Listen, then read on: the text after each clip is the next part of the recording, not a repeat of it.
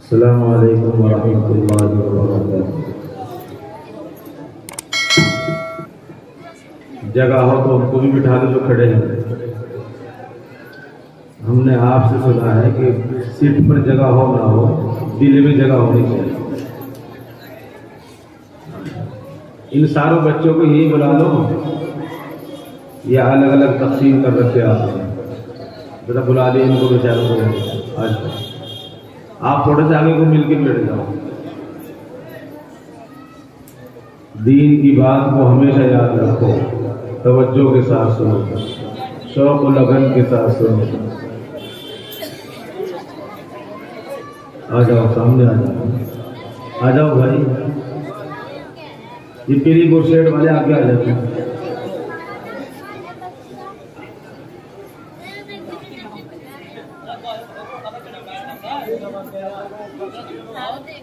محترم دوستوں اور بزرگوں،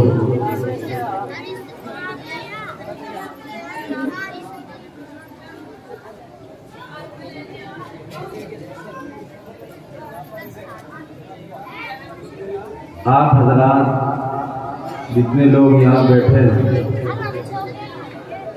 اگر مدرسے والوں کے علاوہ اس پروگرام کی جو دینی پروگرام ہے، اگر سارے تھوڑی تھوڑی سی محنت کر لیتے تو یہ سارا گراؤنڈ کم پڑتا۔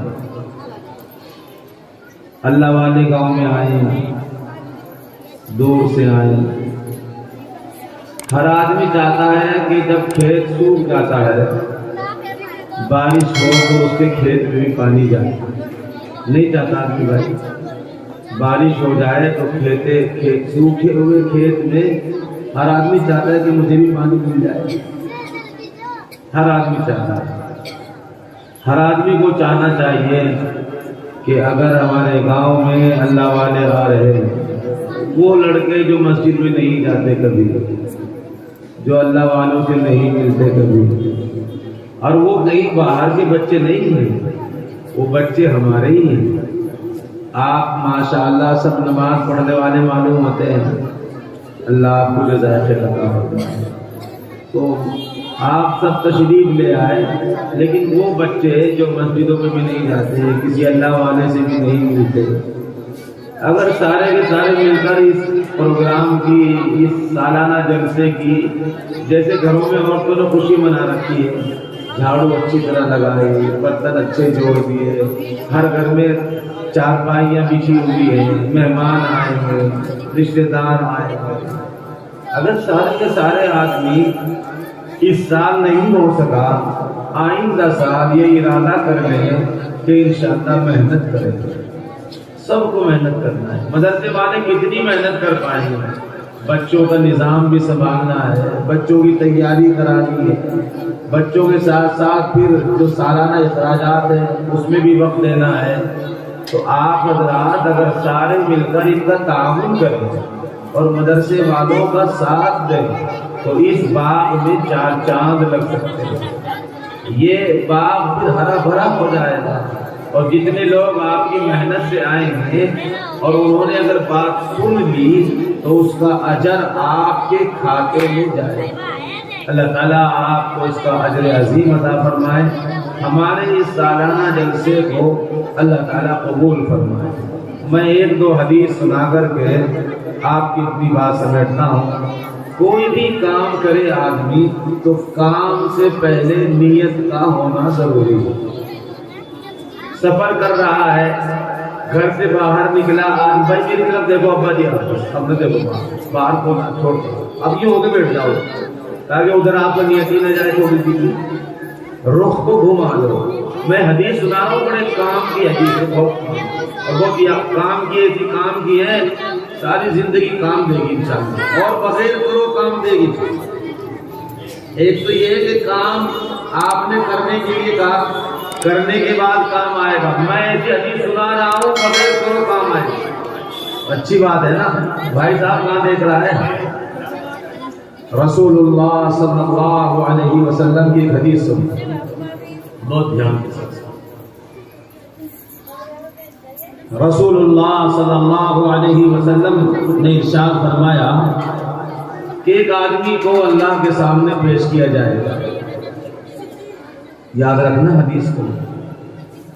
اللہ کے سامنے پیش کیا جائے گا تو اللہ تعالیٰ اس کا جب نامہ اعمال نکالیں گے تو اس نامہ اعمال میں لکھا ہوا ہوگا یہ اودری کا، کسن کا، فلاں گاؤں کا آدمی ہے. اس کو دیکھیں گے کہ اس کے اعمال میں بہت سارے اعمال خیر لکھے ہوئے، بھلائیاں لکھی ہوئی. مثلا میں ذرا کھول کر بتا دوں، ایک آدمی کبھی حج کرنے ہی نہیں گیا، بیت اللہ پہنچا ہی نہیں. اس نے دیکھا کہ میرے نام کے پیچھے لکھا ہوا ہے 50 حج کیے اس نے، 20 عمرے کیے اس نے، اتنے کام کیے اس نے. تو یہ بندہ اللہ تعالیٰ سے کہے گا الہ العالمین اس کافی میں کیا لکھا ہوا ہے؟ میں تو کبھی حج کرنے گیا ہی نہیں، نہ میں نے بیت اللہ کو دیکھا، نہ میں کبھی خانہ کعبہ گیا، اور نہ میں نے یہ کام کیا، نہ میں نے عمرے کیے. اور اس میں لکھا ہوا ہے اس نے اتنے قرآن پڑھے.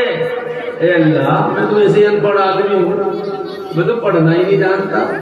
بتاؤ یہ جو حدیث میں سنا رہا ہوں کسی ضرورت ہے بغیر پڑھو قرآن کا ثواب، بغیر حج کرے حج کا ثواب، بغیر عمرہ کرے 3-4 آدمیوں کو ضرورت ہے، باقی سب ٹھیک ٹھاک ہے. 3-4 کو ضرورت ہے چاچا؟ ابھی بات سمجھ میں نہیں آئی، اگر سمجھ میں آتی تو ہاں سب کو ضرورت ہے.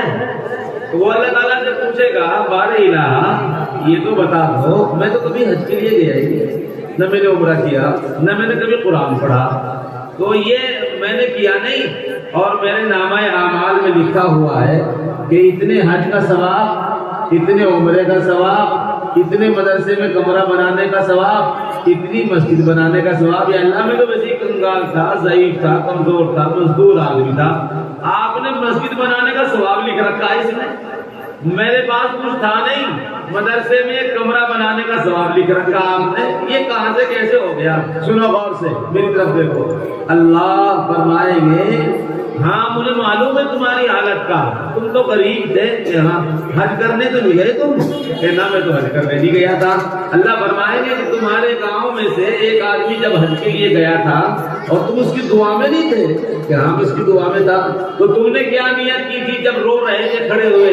جب حاجی حج کو جاتا ہے اور دعا ہو رہی تھی اور تم رو کر کے کیا نیت کی تھی؟ تم نے یہ نیت کی تھی اے اللہ آپ نے اس کو مال سے نوازا، دولت سے نوازا، اس کے پاس حج کے جانے کے لیے پیسے تھے، اگر میرے پاس بھی کچھ پیسہ دیتا، میرے پاس بھی مال ہوتا، میں بھی حج کرنے چلا جاتا. یوں کہ اللہ تعالیٰ بس تو نے نیت کی تھی اور میں نے اسی وقت فرشتوں سے کہہ دیا تھا اس کو حاجی میں حج میں لکھ دو، اس کا ایک حج کا ثواب دے دو. اس کو کرنے پر ملا، بغیر کرے ملا. اے بھائی، ارے کرنے پر ملا، بغیر کرے ملا. کیا خرچ ہوا؟ ارے حج کی درخواست دی تھی کہ نہیں، وہ تو بغیر دیکھے مل گئی.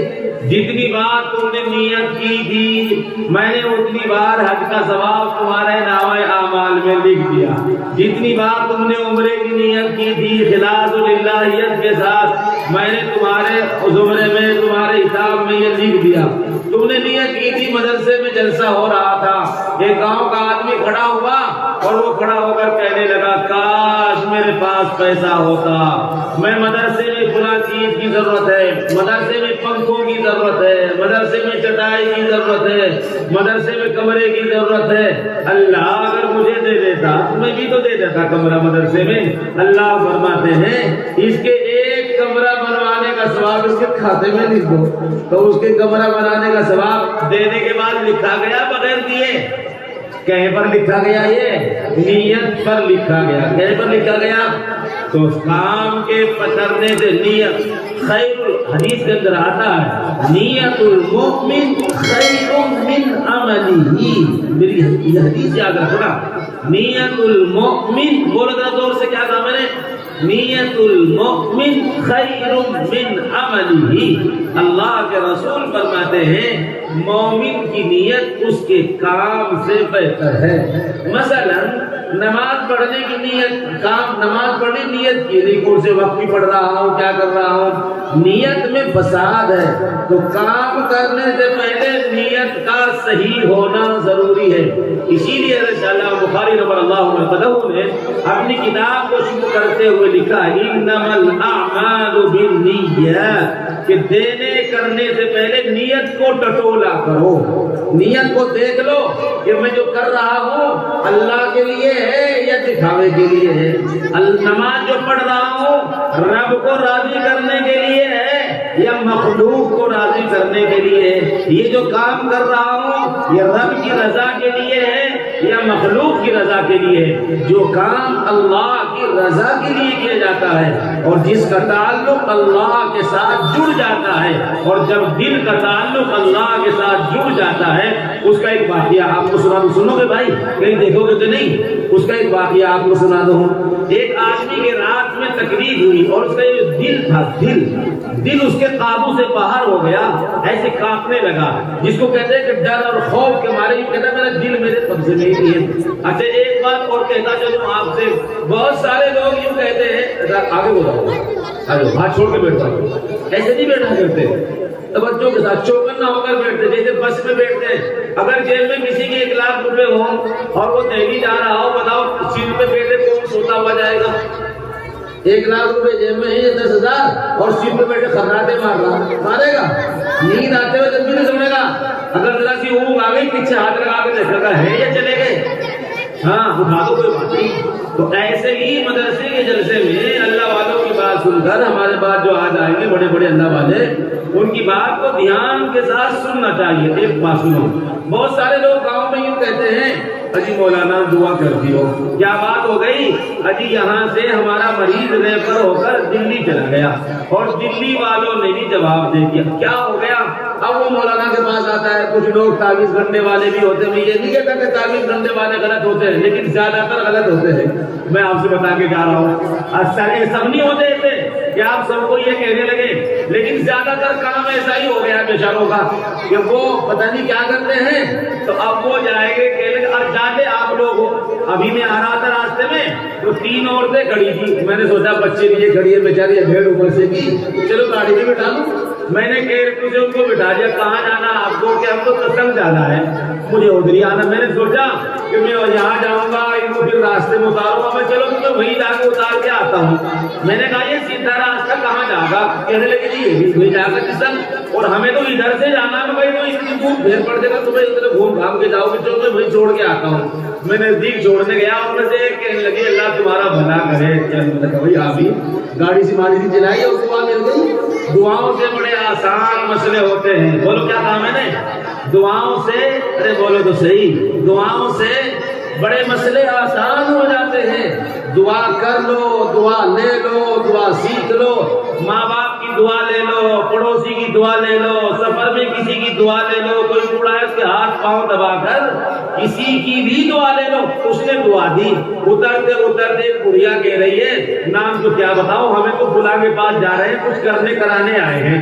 میرے ساتھ ایک قاری صاحب بیٹھے تھے، میں نے کہا کہ گھر والے مزدوری پہ چلے گئے ہوں گے، اسے پتا بھی نہیں ہوگا کہ وہ کہاں چلی گئی ہے اور کس کے پاس جا رہی ہے۔ تو اکثر ایسا ہی ہو رہا ہے میرے بھائی، اللہ ماشاء اللہ کوئی ٹھیک ٹھاک ہوگا جو کام کرتا ہوگا، جو بہتر کام کر رہا ہوگا، ورنہ تو آج کل بس یوں ہی ہو رہا ہے، یوں ہی ایسے ہی ہو رہا ہے، ایسے ہی سمجھ گئے آپ، یوں ہی ہو رہا ہے، یوں ہی ایسے ہی ہو رہا ہے، ایسے ہی بس کرنا کچھ نہ پڑے۔ وہ ہمارے یہاں مثال دیتے نا، ہلدی لگے نا پھٹک بھی، اور کام ہمارا بس یوں ہی ہو جائے، کرنا کچھ نہ پڑے، سجدہ بھی نہ کرنا پڑے، نماز بھی نہ پڑھنا پڑے، جنوری کے مہینے میں رات کو اٹھنا بھی نہ پڑے، اللہ کا کلام بھی نہ کھولنا پڑے، اور مرتے ہی جنت کے 8 دروازے بھی کھل جائے۔ آ جاؤ چودھری صاحب، آ جاؤ آ جاؤ، فرشتے بھی ڈر کر گھبرا کر بیٹھ جائیں۔ میں ہنسانے کے لیے کوئی بات نہیں کہتا، مجھے عرض یہ کرنا ہے کہ عمل سے زندگی اگر الگ ہو جائے گی تو غور سے آپ سنو۔ پھر جب آدمی مجبور ہو جاتا ہے، پریشان ہو جاتا ہے، اور ڈاکٹر یہ کہتے ہیں مثلا میرے درد ہو گیا یہاں چھاتی میں، اب میرے بھائی والد صاحب آپ بڑے ہیں، ڈاکٹر کے یہاں لے جائیں گے، ڈاکٹر کی رپورٹ میں لکھے گا ذرا اس کا الٹرا ساؤنڈ کرا کے لاؤ، الٹرا ساؤنڈ کی رپورٹ آتی ہے، رپورٹ نارمل ہے، اس میں کوئی مریضی نہیں ہے، پھر آپ سے کہا جائے گا اور چیک اپ کراؤ، آپ نے اور چیک اپ کرا دیا۔ میری دھیان سے سننا، میں کچھ کہنا چاہ رہا ہوں، پھر ڈاکٹر کہے گا اس کا بلڈ بھی ٹیسٹ کرا لو، آپ نے بلڈ بھی ٹیسٹ کرا لیا، وہ کہتا ہے کہ MRI کرا لو، آپ نے MRI بھی کرا لی۔ بہت سارے لوگ اس مرض میں مبتلا ہیں، MRI کی رپورٹ نارمل ہے، اندر کی رپورٹ نارمل ہے، ڈاکٹر کہہ رہا ہے نارمل رپورٹ ہے، مولانا صاحب دعا کرو، کیا دعا کر دے؟ ارے بھائی ڈاکٹر کے چیک کرا لو، اجی ڈاکٹر نے چیک کرا لیا ساری رپورٹ نارمل ہے، اس کا تو مشین بتاتی نہیں کچھ، آتا ہی نہیں کچھ، اب کیا کرے؟ اب دماغ میں شیطان ڈالنے کا، اوفو یہ ڈاکٹر کا علاج نہیں ہے، میرے بڑے بھائی کے تو اس کی چھوٹی بھاوج میں کرا دیا۔ اب دماغ میں شیطان ڈالے گا، اس کے گھر میں اس کے بھائی کا جو آپس میں ہو گیا تھا، یہ میرے بھائی کے پاس آ گئے، کوئی آدمی سے اس میں گھر بناتا ہوں، بس کرتا پاجامہ ویسے ہی پہن کا گیا، یا مانگنے والا کوئی بس میں مل گیا، ایک دن گھر میں گھس گیا، او ہو ڈاکٹر کا علاج نہیں ہے مولانا، اور کہے کا علاج ہے، کہنے لگے کہ بس اس میں کسی نے کچھ کروایا رکھا، اس سے کر گولی کام۔ ارے ایسا ہوتا نہیں ہوتا ہے، یہ عقیدے کی کمزوری، ایمان کی کمزوری کی علامت ہے میرے بھائی۔ کیا ہے بولو؟ ایک آدمی آیا، اس کی عمر 60 70 65 سال کی ہو رہی ہے، کہنے لگے کہ مولانا وہاں کیا گھٹوں سے چلائی نہیں جاتا، وہاں کیا ہو گیا؟ کہنے لگے بہت درد ہے، ایسا لگے جیسے کسی نے بنوا دی ہو، گھٹنے پر یہ میری گھٹنے بنوا دی، میرے تو 70 سال عمر ہو گئی، چلتے چلتے مشین بھی خراب ہو جائے 10 سال میں، اللہ نے 70 سال، میں کچھ کہنا چاہ رہا ہوں، 70 سال اللہ نے چلا دیا، آپ کہہ رہے بنوا دیا کسی نے، کھلواتے پھرو کسی سے، کوئی 200 لے گا، کوئی 500 لے گا، کوئی 400 لے گا، جو جیب میں ہے وہ سارے دیتے رہو، کماتے رہو، دیتے رہو، گھٹنے اپنا بھی کھل جائے گا جب ٹوٹ جانے گے۔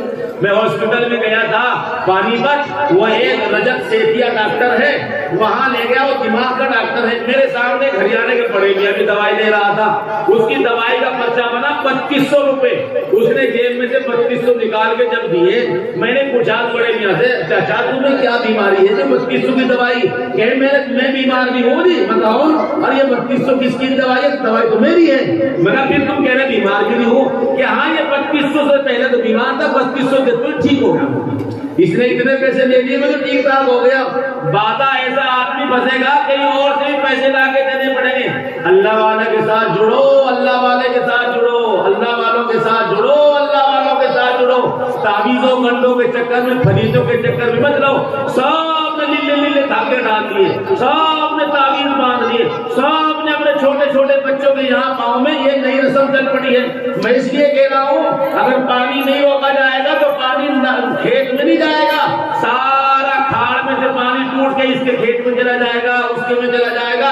تم برسی میں پھوڑا لیے کھڑے رہیے، پانی آئے گا آئے گا، اور پیچھے نالا ٹوٹ ٹوٹ کے دوسروں کو کھیت بھرتے رہیں گے۔ اب یہی ہمارے ساتھ ہو رہا ہے، بچوں کے پاؤں میں کالے کالے دھاگے باندھنے شروع کر دیے ہماری مائیں بہنوں نے۔ وجہ کیا ہے؟ کہنے کے نظر لگ جائے گی نظر، اور شیطان نے یہ دماغ بٹھا دیا جب سے یہ باندھا ہے اس دن سے تو نے رونا ہی بند کر دیا ہے۔ ارے جڑوانا یہ کام کروانا ایک ہلکا سا کام تھا، تم نے تو اس کو فرض کے درجے میں سمجھ لیا ہے، یقین کے درجے میں لے کر آئے ہیں۔ حضرت عمر رضی اللہ تعالیٰ عنہ تشریف لے جا رہے ہیں اور آپ نے اس درخت کو کاٹا ہے کہ جس درخت کے نیچے یہ ہوا تھا کہ یہاں بیعت رضوان کی گئی تھی، آپ نے فرمایا تھا اس یہاں سے شک پیدا ہو رہا ہے، لہذا اس درخت کو کاٹ دیا جائے تاکہ ہر فرد کا تعلق اللہ کی ذات کے ساتھ جڑ جائے، اس کے دل کا تعلق اللہ کی ذات کے ساتھ جڑ جائے۔ مجھ سے کسی شیخ سے کسی پیر سے عقیدت تو ہو سکتی ہے لیکن دل کا تعلق جو جڑے گا وہ رب کے ساتھ ہی جوڑنا پڑے گا، اللہ کی ذات کے ساتھ ہی جوڑنا پڑے گا۔ ایک واقعہ میں آپ کو اور سنا دیتا ہوں جو اسے پہلے پورا کر دیتا ہوں۔ وہ آدمی جس کا یہ دل تھا، جو اس کی رپورٹ نارمل ایسی جی نارمل، اس کے تمام رپورٹیں نارمل ہیں، اب لوگ یہ کہہ دیتے ہیں، یہ کہنے شروع کر دیتے ہیں ابھی رپورٹ ساری نارمل آئی ہے، اس کا تو کوئی بیماری ہے ہی نہیں، آپ ہی دعا کر دو کیا ہو گیا ہے۔ میری بات سنو، جو میں لفظ کہہ رہا ہوں دلوں کی تختیوں پر لکھ لو، یہ جو اس کو رپورٹ نارمل ہے، بیماریاں دو طرح کی ہوتی ہیں، ایک بیماری جسمانی ہے کہ آنکھ میں درد ہے، ایک بیماری جسمانی ہے کان میں درد ہے، ایک بیماری جسمانی ہے پیٹ میں درد ہے، پیٹ کی دوائی پیٹ کے درد کی دوائی میڈیکل سے ملے گی، اور آنکھ کے درد کی دوائی میڈیکل سے ملے گی، اور سر کے درد کی دوائی میڈیکل سے ملے گی۔ اور علماء بتاتے ہیں کہ جیسے نرسنگ ہوم بنائے جاتے ہیں ایسے ہی یہ جو مدرسہ ہے یہ بھی ایک میڈیکل ہے، یہ بھی ایک نرسنگ ہوم ہے، یہ یہ بھی ایک ہاسپٹل ہے، وہاں بھی بیماری کا علاج ہوتا ہے، وہاں سر کے درد کی بیماری کا علاج ہوتا ہے، لیکن یاد رکھو اس ہاسپٹل کا علاج اس ہاسپٹل میں ہو سکتا ہے، اس ہاسپٹل کا علاج اس ہاسپٹل میں نہیں ہو سکتا۔ اس لیے کوئی آدمی اگر ڈاکٹر کے پاس پہنچے اور جیب میں سے نکال کر یہ کہے میڈیکل میں جا کر کہ لو یہ میرے پیسے ہیں اور یہ پیسے لے کر آپ ذرا سا میری دوائی دے دیں، کس چیز کی دوائی چاہیے؟ میری پن ٹو پن حرف بہ حرف آپ کو اپنے سینے کی تختی پر لکھ کر جانا پڑے گا۔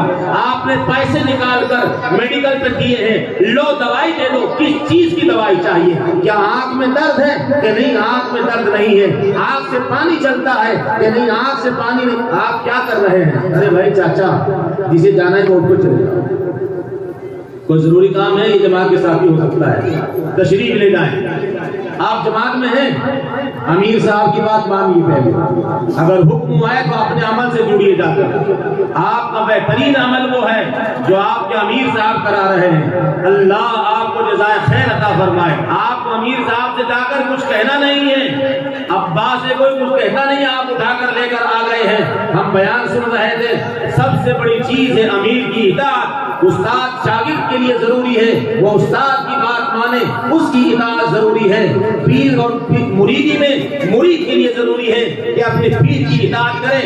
میں پرسوں حضرت مسیح الامت مولانا مسیح اللہ خان صاحب کی خانقاہ میں تھا رات میں، تو میں نے پوچھ لیا، ان کے لڑکے نے بتایا کہ ابا جان علی گڑھ کے رہنے والے تھے اور دارالعلوم سے فراغت کے بعد یہاں آ گئے تھے تھانہ بھون میں۔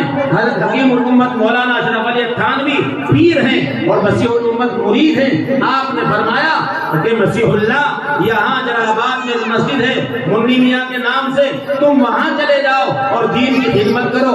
اللہ اکبر، اپنا خاندان چھوڑ دیا، اپنا کنبہ چھوڑ دیا، اپنی زمین جائیداد چھوڑ دی، اپنا مکان چھوڑ دیا۔ اسی کو کہتے ہیں کہ استاد نے کہا، پیر نے کہا، بس اسی وقت مان لیا، اس میں خیر ہی خیر ہے، اپنے پیر کی بات کو مانا ہے۔ آج وہی مفتاح العلوم ہے جہاں سے ہزاروں ہزار طلبہ پڑھ کر فارغ ہوئے ہیں اور پوری دنیا کے اندر اس کا فیض پہنچا ہے، اور حکیم مسیح الامت کے پاس پوری دنیا سے لوگ آیا کرتے تھے۔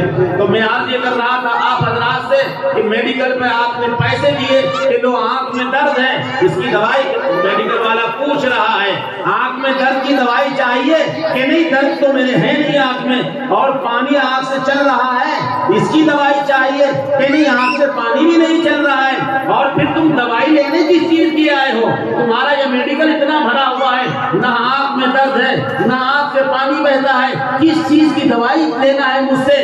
وہ جوان، میرے لفظ کو سنو، وہ جوان میڈیکل والے سے، وہ جوان ڈاکٹر سے، وہ جوان نرسنگ ہوم کے مالک سے یہ کہتا ہے نہ میری آنکھ میں درد ہے نہ میری آنکھ سے پانی چلتا ہے، بلکہ میں آپ کے میڈیکل پر دوائی لینے اس لیے آیا ہوں کہ میری آنکھ میرے کنٹرول میں نہیں ہے، میری آنکھ میرے بس میں نہیں ہے، میری آنکھ جہاں چاہے جسے چاہے دیکھتی ہے، بازار میں کبھی کسے دیکھتی ہے، ایسی دوائی دے دو کہ میری آنکھ میرے کنٹرول میں رہے۔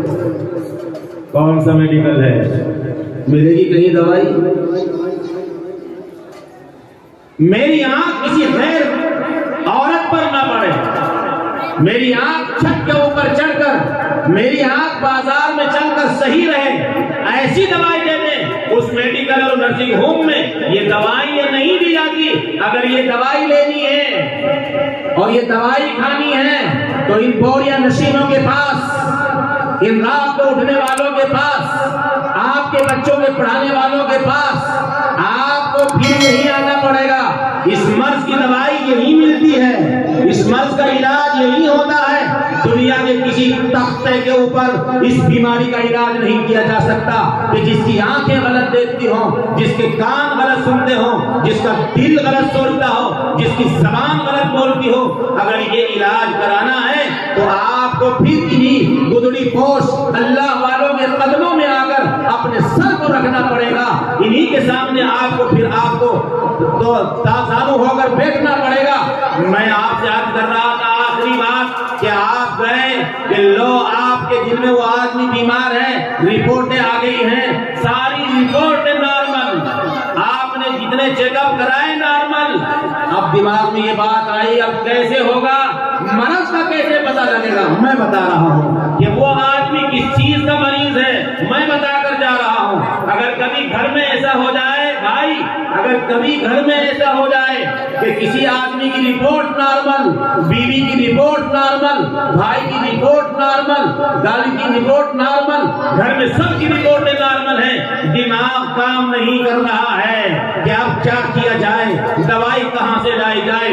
میں آپ کو دوائی بتا کر علماء کی موجودگی میں جانا چاہتا ہوں کہ وہ شخص جس کا دل اندر سے گھبرا رہا تھا, رات کا وقت تھا, وہ رات کو اپنے گھر سے اٹھا اور گھر میں ایسے چکر لگا رہا ہے, دائیں سے بائیں اور بائیں سے دائیں گھوم رہا ہے. جب اس کا دل قابو سے بے حد باہر ہو گیا اور وہ برداشت نہ کر سکا, اس نے گھر کے دروازے کو کھولا اور گلی میں ایسے گھومنے لگا. تھوڑی دیر گھومنے کے بعد جب دل نے اور پریشان کیا, وہ دوڑنا شروع ہوا اور بھاگنا شروع ہوا, جیسے آدمی موت سے بھاگتا ہے, جیسے آدمی زہریلے سانپ سے بھاگتا ہے. وہ اتنا تڑپ رہا تھا, اس کی رپورٹ نارمل تھی, اس کے مرض میں تو سمجھ میں نہیں آ رہا تھا. وہ رات کے حصے میں دوڑتا ہوا کہیں باہر چلا گیا. اس نے دیکھا کہ سامنے مسجد ہے, اس کے دماغ میں یہ بات آئی ہے چلو مسجد کا دروازہ کھلا ہے, وضو کر کر اللہ کے سامنے کھڑا ہوتا ہوں, 2 رکعت نماز صلاۃ الحاجت پڑھ کر پالنے والے اللہ سے کہتا ہوں,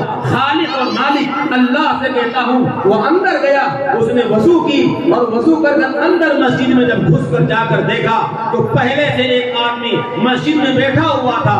اس نے اپنے سر کے اوپر ایسے رومال ڈال رکھا تھا اور رومال ڈال کر وہ مسجد کے اندھیرے میں بیٹھا ہوا آدمی اللہ سے کہہ رہا ہے, غور سے سنیں, اللہ سے کہہ رہا ہے. پہلے سے ایک آدمی بیٹھا ہوا تھا, یہ پریشان بعد میں گیا ہے. وہ پہلے سے بیٹھا ہوا آدمی رات کے اندھیرے میں مسجد میں بیٹھ کر اللہ سے کہہ رہا ہے, اے میرے اللہ, اے میرے رب, میں ایک مسلمان ہوں, نماز پڑھتا ہوں, مزدوری کرتا ہوں. میں نے چند روز پہلے ایک غیر بھائی سے, غیر ایمان والے سے میں نے قرضہ لے لیا تھا, میں نے کچھ پیسے لے لیے تھے, میں نے اس سے کل آنے والی صبح کو دینے کا وعدہ کیا ہے. اے بار الہ, میرے پاس پیسوں کا انتظام نہیں ہے, میرے پاس دینے کے لیے روپیہ نہیں ہے. اے خالق کائنات, اے مالک رب و ارض و سما, میری عزت کی لاج رکھ. اے اللہ, میری بے عزتی نہ کروا.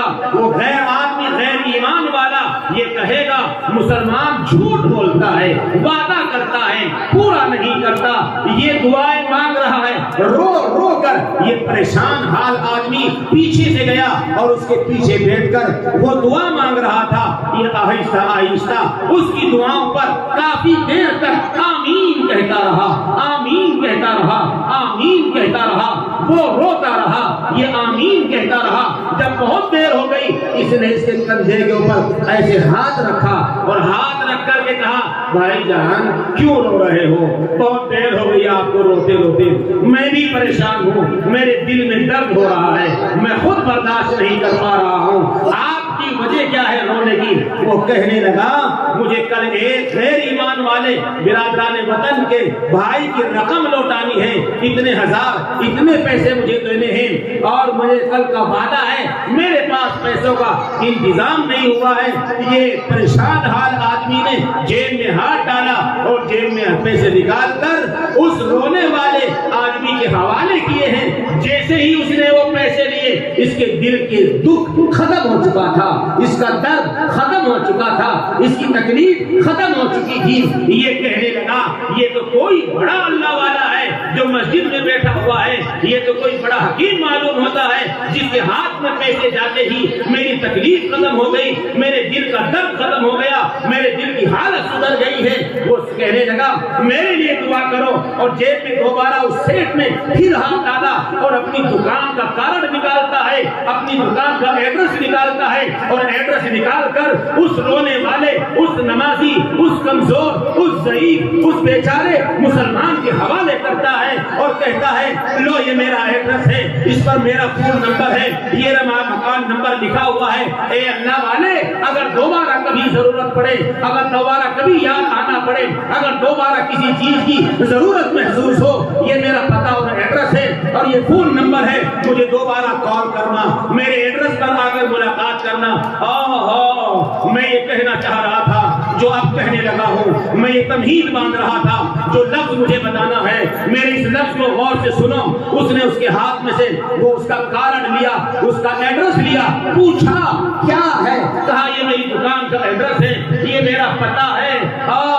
وہ ایک مسلمان تھا، وہ ایک اللہ والا تھا، مسجد میں بیٹھا ہوا واپس کر رہا ہے، مجھے آپ کے ایڈریس کی ضرورت نہیں ہے، نہ مجھے آپ کے پتے کی ضرورت ہے، نہ آپ کے فون نمبر کی ضرورت ہے۔ یاد رکھ، میں اپنے دل کے اندر اپنی جیب میں صرف ایک ہی ایڈریس رکھتا ہوں، اور وہ پتہ اور ایڈریس میرے اللہ کا ہے، میرے خالق کا ہے، میرے مالک کا ہے۔ جب مجھے ضرورت محسوس ہوگی میں پھر وضو کروں گا، پھر مسجد میں بیٹھوں گا، پھر اللہ سے کہوں گا اللہ، پھر کسی نہ کسی کو پھر سینے میں درد کرے گا، پھر تیری طرح میرا رب میری حاجت کو پورا کرنے کے لیے پھر کسی نہ کسی کو بھیجے گا۔ وہ خالق ہے، وہ مالک ہے۔ کہیں ایسا تو نہیں ہے کہ جن کی رپورٹیں نارمل آ رہی ہیں، کہیں ایسا تو نہیں ہے کہ جن کی رپورٹیں نارمل آ رہی ہیں اور برابر میں گھر کی برابر میں کوئی بیوہ عورت رہتی ہے، کہیں برابر میں کوئی مظلوم لڑکی رہتی ہے جس کی عزت کو روزانہ لوٹا جا رہا ہے،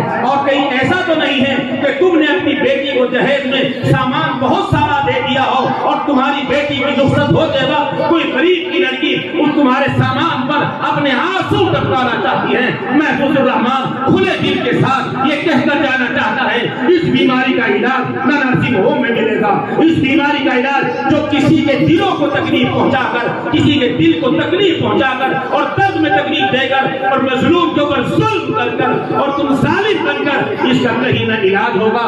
اس کا علاج ایک ہی ہے کہ مظلوم کے آنسوں کو پوچھ دو، مظلوم کی آنکھوں کا سہارا بن جاؤ، مظلوم کے دل کی تسکین بن جاؤ۔ اور یہ وہ اسلام ہے جس نے یہ کہا ہے اپنے گھر میں دھواں نہ اٹھاؤ، کہیں ایسا نہ ہو اپنی ہانڈی میں چھونک بھی ایسا نہ ڈالو کہ برابر میں رہنے والی کوئی ضعیفہ تمہارے چھونک کی آواز کو سن کر، تمہارے چھونک کی خوشبو کو سن کر اس کے بچے اپنی بل بلاتی ہوئی روتی ہوئی صورت میں اپنی ماں سے کہے اماں جان فلاں کے گھر میں بریانی بن رہی ہے۔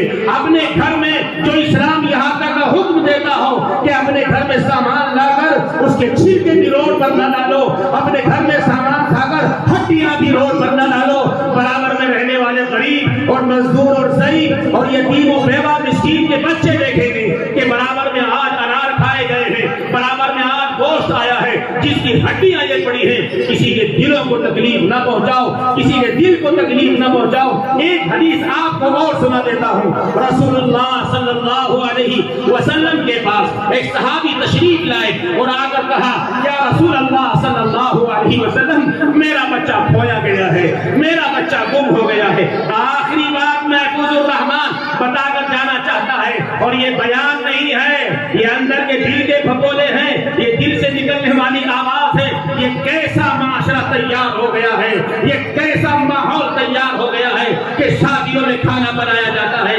نالیوں میں کھلا دیا جاتا ہے، شادی میں کھانا بنایا جاتا ہے اور وہ باہر چھک دیا جاتا ہے، اور کوئی غریب برابر میں بیٹھا ہوا ہے، اس کے بچے تمہارے کھانے کو بھی دیکھ رہے ہیں۔ یہ کیسے لوگ پیدا ہو گئے ہیں، ان کے اندر یہ کیا صفتیں پیدا ہو گئی ہیں؟ اسی کو لکھا ہے حضرت باقی باللہ نور اللہ مرقدہ دہلی کی جامع مسجد کے اندر وہ پانچوں وقت کی نماز گھر میں اللہ کا ولی ادا کرتا ہے۔ 8 دن میں ایک بار اللہ کا ولی جامع مسجد دہلی کے اندر حضرت باقی باللہ نماز جمعہ ادا کرنے کے لیے جاتا ہے۔ جب مسجد کی سیڑھیوں پر چڑھ جاتا ہے، اپنا رومال نکالتا ہے، اپنے چہرے پر ڈال لیتا ہے۔ خادم نے کہا حضرت والا دہلی کے بہت لوگ آپ سے ملنے آئے ہیں، دیہات کے لوگ آپ کا چہرہ دیکھنے کے لیے آئے ہیں، آپ نے اپنے چہرے پر پردہ ڈال لیا۔ حضرت نے فرمایا میرا چہرہ مت کھلواؤ، میرا پردہ مت اٹھواؤ۔ نہیں مانا خادم۔ حضرت نے اپنی پگڑی اتاری، خادم کے سر پر رکھی، جیسا ہی پگڑی کو رکھنا تھا دہلی کی جامع مسجد کے اندر کوئی انسان نظر ہی نہیں آ رہا تھا، کوئی کتا نظر آ رہا تھا، کوئی بلی نظر آ رہا تھا، کوئی سور نظر آ رہا تھا، کوئی گدھا نظر آ رہا تھا، کوئی گھوڑا نظر آ رہا تھا۔ جس کی جو صفت تھی، چھیننے کی صفت ہے، بلی نظر آ رہی تھی، کھوچنے کی صفت ہے، بلی نظر آ رہی تھی، بھائی سے گھسیٹنے کی صفت ہے، کتا نظر آ رہا تھا۔ جیسی جس کی عادت تھی اللہ نے ویسے ڈھال دیا تھا۔ باقی باللہ نے کہا اسی لیے میں اپنا چہرہ نہیں دیکھتا، اپنا چہرہ نہیں کھولتا، تاکہ مجھے یہ لوگ ان کی آواز سنائی دے، میں ان کی شکلوں کو بگڑتی ہوئی دیکھنا ہی نہیں چاہتا۔ کہیں ایسا تو نہیں ہے، کہیں ایسا تو نہیں ہو رہا ہے بیٹھکوں میں، کہیں ایسا تو نہیں ہو رہا ہے پارٹی کے چکر میں، کہیں ایسا تو نہیں ہو رہا ہے کسی کے سپورٹ میں کہ سپورٹ ہو اور آخرت سے باہر ہو جائے، کہیں ایسا تو نہیں ہو رہا ہے گلیوں میں اپنی زبان سے نکلتے ہوئے الفاظ کو پہلے تولو پھر سوچو پھر بولو، اپنی زبان سے نکلتے ہوئے الفاظ کو پہلے سوچو۔ یہ زبان ایسی نہیں ہے، یہ ہر لفظ لکھا جا رہا ہے، اس کو تولا جائے گا، ایک بات کا جواب دینا ہوگا۔ رسول اللہ صلی اللہ علیہ وسلم کے پاس ایک صحابی تشریف لائے اور آ کر کہا یا رسول اللہ میرا بچہ 3 دن ہو گئے ہیں، کھویا گیا، گم ہو گیا، مل نہیں رہا ہے۔ اللہ کے رسول کے الفاظ غور سے سنو، اللہ کے رسول کے الفاظ غور سے سنو، اور اپنی گلی اور محلے اور گاؤں اور رشتے داروں اور بہن اور بھائی دور تک دیکھو، میری بہن کمزور ہے، گاڑی میں گھومنے والے بھائی بہن کا حصہ دے، بہن کی خیال کر، اپنی بھابھی کا خیال کر، اپنے چھوٹے بھائی کو دیکھ، اپنی گھر میں دیکھ، اپنے حالات کو دیکھ، رشتے داروں کے ساتھ احسان کا معاملہ کر، بھائی کے ساتھ احسان کا معاملہ کر، اور گھر والوں کے ساتھ احسان و سلوک کا معاملہ کر۔ اس کو دین کہا جاتا ہے، اس کو مدرسہ کہا جاتا ہے، اس کو ایک معاشرہ کہا جاتا ہے۔ اس کنویں کا پانی نہیں پیا جاتا جس کنویں کا پانی کا رنگ تبدیل ہو جاتا ہے، اس شیشی کا پانی نہیں پیا جاتا جس شیشی کے پانی کا رنگ تبدیل ہو جاتا ہے۔ جب رنگ کے تبدیل ہونے سے پانی کو چھوڑ دیا جاتا ہے، کنویں سے ڈول نہیں نکالا جاتا۔ اگر معاشرہ تبدیل ہو گیا ہو، ماحول تبدیل ہو گیا ہو، زبانوں پر جھوٹ آ چکا ہو، زبانوں پر دغا آ گئی ہو، تو پانی کے بدلتے ہوئے رنگ کو قبول نہیں کیا جائے گا۔ رب ذوالجلال کے یہاں بدلا ہوا معاشرہ بھی قبول نہیں کیا جائے گا۔ آخری بات، رسول اللہ صلی اللہ علیہ وسلم کے پاس وہ صحابی تشریف لائے، 3 دن ہو گئے ہیں، بچے کا پتہ نہیں ہے کہاں گیا ہے۔ آپ نے ارشاد فرمایا، آپ نے ارشاد فرمایا صلی اللہ علیہ وسلم، آپ نے ارشاد فرمایا، میری بات سنو، آپ نے ارشاد فرمایا جاؤ کھلا جگہ چلے جاؤ، وہاں تمہارا بچہ بچوں میں کھیل رہا ہے، اس کو بلا کر لاؤ۔ جب وہ وہاں سے چلا اور صحابی رسول بھاگنے لگے، آپ نے فرمایا ذرا اسے بلاؤ، جلدی سے واپس بلاؤ، واپس بلاؤ۔ صحابی کو واپس بلایا، اللہ کے رسول نے نصیحت فرمائی ہے، اللہ کے رسول نے جاتے ہوئے صحابی کے ساتھ ایک شرط لگائی ہے، مجھے یہ بتانا ہے۔ آپ نے فرمایا یہ پتہ چل چکا ہے، یہ پتہ چل چکا ہے کہ فلاں جگہ پر تمہارا بچہ کھیل رہا ہے، لیکن اور جانے والے باپ میں ایک بات کہہ رہا ہوں، وہاں جب جائے گا جن بچوں میں الفاظ کو غور سے سنیں، وہاں جب جائے گا، اسی لیے عید کے موقع پر جب اولاد کے لیے کپڑے لینے جاؤ، دیکھو محلے میں کون ہے جس کا باپ دنیا میں موجود نہیں ہے۔ اگر 400 کا ایک جوڑا اپنے ساتھ لے جا کر اس یتیم و مسکین بچے کو یا کسی کی بیٹی کو یا کسی کی بہو کو لا کر دے دو گے،